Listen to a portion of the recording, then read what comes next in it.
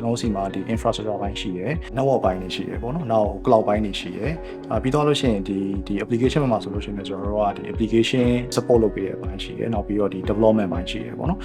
data ဘိုင်းလည်းကျွန်တော်တို့တာဝန်ယူထားတယ်နောက်ဒီ security ဘိုင်းပေါ့နော်ဆိုတော့ဟိုဒီ scope ကတော့ဒီ overall ကျွန်တော်တို့9ခုလောက်ရှိရယ်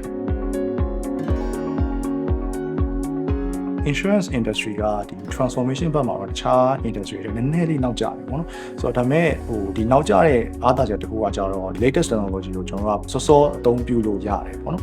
ပြီးတော့လို့ရှိရင်ကျွန်တော်တို့အနေနဲ့ဒီ AI ပေါ့နော်တခြားဒီ industry မှာလည်း AI ကဒါ trend တစ်ခုအနေနဲ့ဖြစ်နေတယ်အဲ့တော့ insurance မှာလည်း AI နဲ့ Gen AI ကိုကျွန်တော်တွဲပြီးတော့အသုံးချပြီးတော့ကျွန်တော် underwriting automation ဘိုင်းတွေနောက်ပြီးတော့လို့ရှိရင် agent တွေအတွက်ပေါ့နော် customer ဒီ lease ဘိုင်းတွေမှာကျွန်တော်တို့ကဟို Gen AI ကိုသုံးပြီးတော့သူတို့ကို support ပေးတဲ့ဟို trend တွေကျွန်တော်တို့အခုလုပ်နေပြီနောက်လာမယ့်